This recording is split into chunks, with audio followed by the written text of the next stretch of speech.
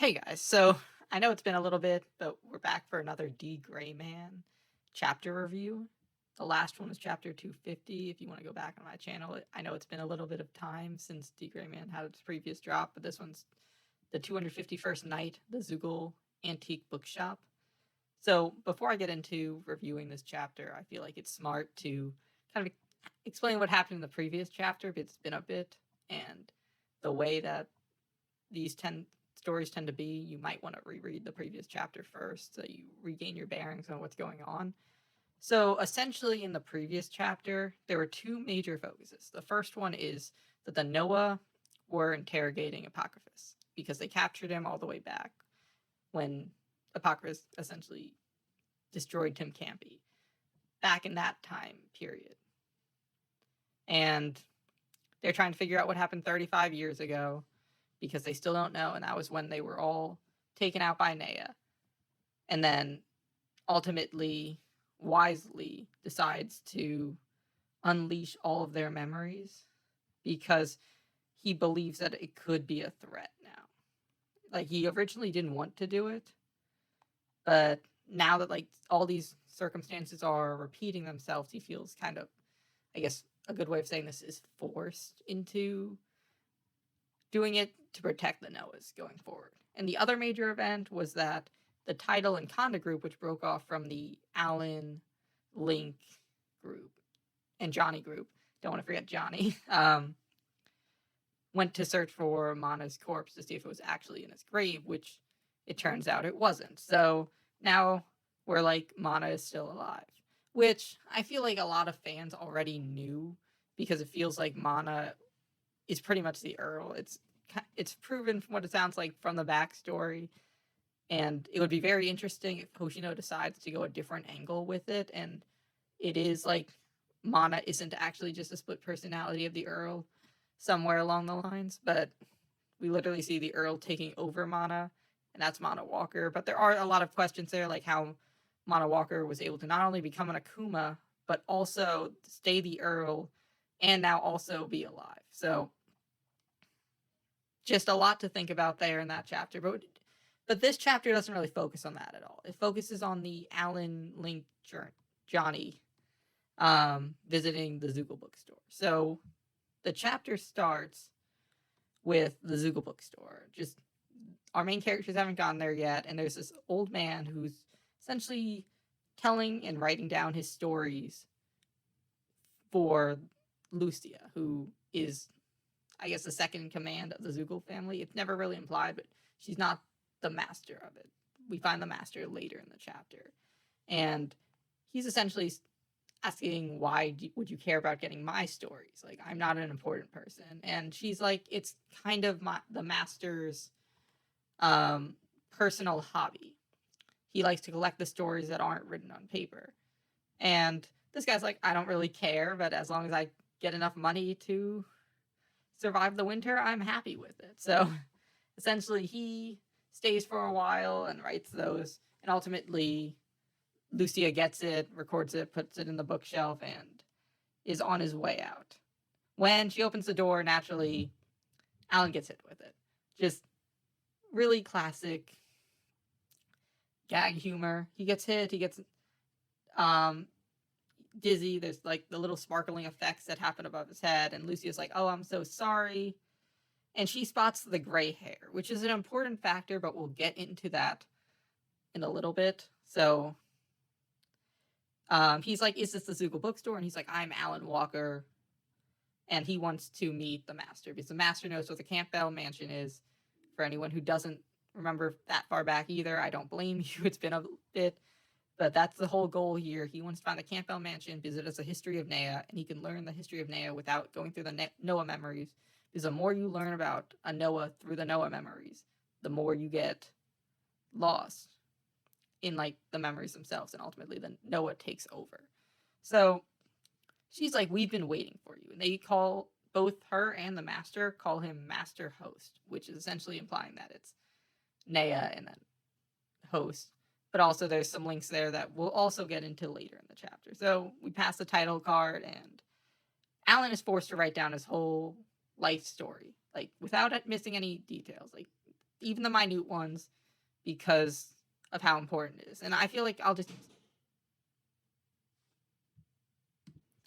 but they're related to Bookman. Just essentially, I'll get into that further because the story does on its own. But he's writing down his life story because it's important to the Zeugles, which is also explained later, and I'll get to it. But Link and Johnny keep criticizing Alan's handwriting. Really main character, shonen-esque. They're always bad handwriting. They always eat a lot. Alan does too. I feel like I don't need to mention that to any D.Gray Man fans. He's not Luffy or Goku, but he certainly does take in a lot of food. So, anyways, he finishes, and Lucia takes it, and she's like, I'm sorry that you had to do it, but he has a pathological personality, and he's super fine point to the record details. So he doesn't want this to not be Alan, which Lucia kind of already figures it's Alan, which is some of the weird part here, and I'll get into some of this theory after a lot more of this is explained, because I feel like it goes hand in hand. But he's essentially, after she gets the book, Alan's like, I don't have Tim Campy, which is the sign of proof that Mother told Alan to show the Zeugle bookstore to get their help. And anyways, she is able to read the book in like less than 10 seconds. And this seems like it's attached to the blood theory. Well, not theory, the blood ability that Bookman has, which also is explained later. I'm sorry for all these explained laters.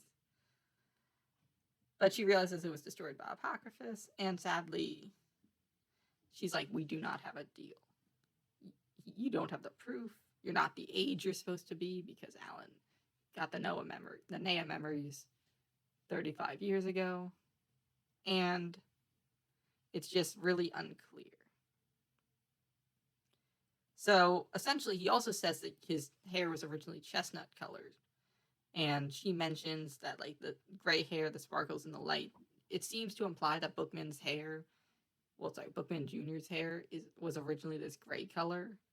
And Alan's hair might not have been, which we know it was chestnut when he was a kid, but he was remade by Apocryphus, so it's really hard to say either way. And because it's a black and white manga, you can't really tell exactly what color a hair is until it's colored in. So we'll keep that noted, but it seems very likely that Bookman Jr.'s hair is silver, even though I did kind of picture him as like blonde when we get to it later. So Alan makes note that like she's talking about someone, and Link is protesting here. He's like, I can literally, there's so much proof that he is Nea's host. Like, why are you saying this? Like, sure, he's not the right age that your records show, and he doesn't have Tim Campy, but there's a lot that he does have that can prove that he's Nea's host. So naturally, they think they're not going to have a chance to meet the master because they don't have Tim Campy, and they're like, we don't have a deal. But Lucia's like, no, you can still meet him. It's just we do not have a deal. Those two things are not one-to-one. You could do one without having the other. So he needs to do something else to prove or get the information on the Campbell Mansion. I feel like it's a better way of saying that. So anyways, they have one question for him, which is regarding Bookman Jr. I know I'm kind of saying wait till later in some areas and not, but anyways, and that's their price. If you can give them the piece of information on what happened with Bookman Jr., they'll tell him the information on the Campbell house. So anyways, they go into this elevator that's not connected by any stairs. So it's super protected, which makes sense because of how important the Zeugles are overall. And Link even makes note of this, like, why would an antique bookstore be this paranoid about their safety? So much so that they only have one elevator, no stairs to get to where the master is. And so Alan is asking Lucia, quite frankly, why would Cross send me to you? Like, and how is it connected to Nea? And we find out here that it's actually not connected to Nea. While they do know who Nea is naturally, and Nea realistically knows who they are, in truth, they're just surveying and observing the Campbell Mansion. So hence, Cross knows that they just have the information, which is an interesting facet here because it seems to me, and we really haven't seen Cross in a while, like, he was supposedly killed by Apocryphus all the way back, pre even like the Alma Karma stuff, and then we hear like the chant come out of Tim Campy with magic. So you're like, is that General Cross in there? Then we see Tim Campy die, and he's clearly not in there, but he's also in Nea's like personal subspace that Alan was getting sucked into, who tells him to go to the Campbell Mansion for answers. So a lot with Cross is just not known, and the fact that he was on Nea's side does make it interesting. If that wasn't the actual Cross inside of Nea's mind realm, then Cross might have actually wanted Alan like enough, like protected him enough that he put that in him as like a mental protection if whenever Nea would take over. We don't know when that could have happened. There's a lot of hypotheticals here because we just don't know. But anyways, they're just, so they mention that. They're like, the only reason Cross sent you to us is because we know where it is and we collect the records of the events. And that is for the head of our clan. So they end up getting to the bottom floor, and Alan takes a note of what she said, where he welcomes them. And he even mentions that to make contact with you has been us Zeugles' dearest wish.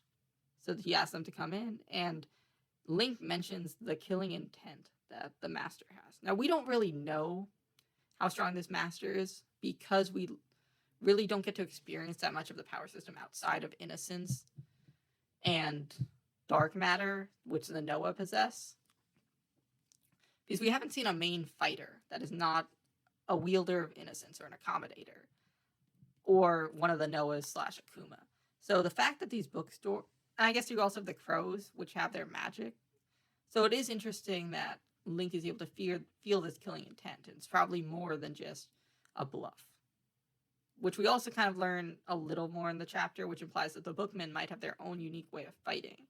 Now, Bookman and Lavi both became accommodators later in the story, obviously earlier than this chapter, but later than the backstory we'll get into at the end of the chapter. But it is going to be a unique thing to think about with Bookman. And like I said in the previous chapter, the idea that Bookman and Lavi might not be safe, but we just don't know. So anyways, he asks if they're related to Bookman, and we get a bunch of lore here, where it was always weird how there were just two Bookmen, and yet they were able to get all of the information in the world and have it stored, like the unwritten history, as well as it's not written, so they can't even log it anywhere. So the question becomes, how do Lavi and Bookman store all this information? And we get a lot of lore here. So essentially, the Zeugles are a clan that works underneath Bookman and Bookman Jr., or in this case, Lavi, because he is technically Bookman Jr. And it's essentially saying that the Zeugles are all around the world learning all this information, and then they end up sending it to Bookman so that the record is kept. And overall, they have a bunch of members that are among all races, and none of them, outside of realistically these heads, know who they are. So two Zeugles, who are both working on hypothetically opposite sides, could actually go to war against each other and kill each other without ever knowing the other one was a Zeugle. So just insane amounts of information there, where it's like they are very protective of their sources. We also learn that the way that Bookman is able to have all this information is through his blood, rather than like any unique trait with his brain. It's his blood, or as they say, our blood. So it seems like they're able to transfer information to him potentially through blood, but they are not able to read it like he does. The image literally shows that the blood comes out and potentially maybe forms the memory. So that way he can literally play the history in front of him with blood, which would be a really cool thing if we actually get to see it like occur. Like I said, Bookman is currently captured by the Noah, so I'm not sure the role that the rest of the Bookmen and Zeugles will play in the story outside of just giving them the information for the Campbell Mansion. But that's essentially a really interesting thing. And they mentioned that the blood is the pride, and they are deeply united by their blood. So it does beg a question here of what does it take to be a Zeugle? Because we know that now a Bookman needs to have this mark on them, and that's the only way they can do it. They can be able to, I guess, show the blood or use the blood to show memories. there can only be two in the world, the junior and the senior. The senior being the current Bookman and the junior being Lavi, or the former Bookman Jr. that that's being referenced in this chapter. So that is why they're like, this blood matters a lot to us, and that's why it matters that you have to answer the one question for us, even though and that's why we're even willing to reveal our identity and what the Zeugles clan do for you, just because we need this information. So their one question is that they want to find the remains of a certain man, which is Bookman Jr. And essentially 35 years ago, he died without a trace. And him and Alan both disappeared without a trace. It's just that he essentially... So they've been searching, and they can't find his remains whatsoever. And Alan's like, I don't remember anything from 35 years ago. The last thing he remembers is waking up in the circus, where we see him in the previous backstory that was like 10, 15 chapters. And we're about to get into another backstory. So he's like, I don't remember that, or how I became the host. And Lucia's like, I know you said that in your writings that you were showing us, but our records say that you and Bookman Jr. both helped out Nea. You took in the memories, while Bookman Jr. decides to betray his own calling of being a bookman to protect you, which once again begs how the bookmen fight without innocence, because both Lavi and Bookman use innocence. So for all we know, Bookman Jr. could have been an accommodator, but realistically not a parasite type, just because parasite types inherently would become a fallen one if he's helping literally a person who's a Noah's host. So anyways, they're shocked that it was the previous Bookman, and they explain here that they know that Bookman Jr. is gone because Lavi has the mark on him, and there can only be one person with that mark outside of the Bookman. So they're essentially saying that Alan survived while he didn't, and they're mad that Nea and Alan inherently, or past Alan, took a member from their clan, and they want to find out where the previous Bookman Jr. is. And I think a really important matter here that isn't covered exactly in the chapter is the fact of blood. And we don't know exactly how it occurs, but maybe Bookman transfers the blood and the information from the blood to Bookman Jr., and ultimately it's all transferred into Bookman Jr.'s body. So that way, when Bookman Jr. passed away, they maybe lost some of the history themselves. And while they do care about Bookman Jr. because he's connected to them by blood, they also might want to find the records that were maybe lost within his blood. And that's me speculating right there, because we really just don't know. But it's definitely a potential possibility. And Alan is feeling really sad right now. He's like, there was somebody protecting me that I didn't know. And he's starting to question all the memories that he actually has, because he just doesn't remember such a large portion of his life. He was aging backwards for a while, and that's how he somehow became a kid. And the reason he was aging backwards was because of Apocryphus, who Nea, like 3 chapters ago, said potentially remade his body. And that could be why he lost all his memories. And it's also another interesting thing here, where assumably if Alan was taking in Nea's memories, he was not a parasite type before. So when Apocryphus remade him, he potentially made Alan into a parasite type accommodator, which shows how important Alan is to the heart and Apocryphus's true goals, just simply on the fact that he can somehow make accommodators. We know the whole thing with Fallen One and the original Fallen One project that didn't work was because if you try to force someone who's not an accommodator to become an accommodator, they become a Fallen One. So the fact that he was able to make Nea's host into an accommodator who is even beloved by Innocence at this point shows the power that Apocryphus has over Innocence, and the way that he can essentially potentially make anyone into accommodator regardless of circumstance. Now, Alan is still weak to Innocence, as we saw when Khanda hit him during the Alma Karma arc, but it is an interesting note, and I hope we see more of like Apocryphus or other characters manipulating innocence into other people, and if that's actually the case. So he's sad. He feels like he remembers the warmth of someone hugging him, which is assumably Bookman Jr., but he just doesn't actually remember it. And he then tells them that his body might have been remade by Apocryphus, so he doesn't remember the memories.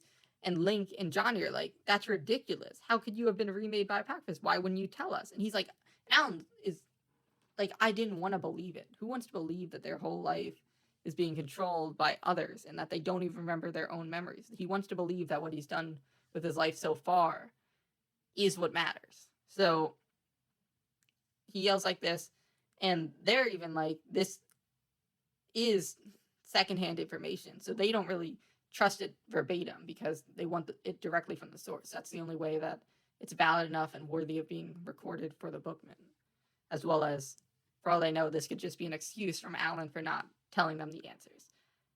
So Alan is saying that my heart feels that way. There's just no way I can prove such a thing. And then she's like, well, actually there is. You can just take a sip from this, which is a weird ancient species that the Zeugles have found and guarded. It's called the Seed of Truth, which, first off, we don't know how many Seeds of Truth exist out there because this one's guarded in a box, but maybe the Zeugles have multiple of them that they use in instances like this to begin with. We also don't know if Alan then decides to take it, but it comes at a risk. It says those that take it will receive the truth in exchange for their lives.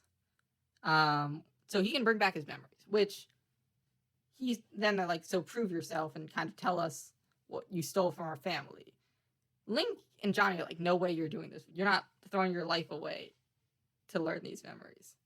But Lucia keeps pushing him, like, don't you want to find out what you lost, what Apocryphus stole from you? And ultimately, he does take it. And he says thank you. He's able to now know what's real with him. So he's not mad that he's assumably thinking he's going to die. So he drinks it, and he wakes up with Bookman Jr. in front of him as they're about to travel, and we get into another backstory. And that's the end of the chapter. So that's a lot right there. And I feel like I want to dissect that a little just first. So first off here is that it says that he's going to give up their lives. Alan is clearly not going to die right here.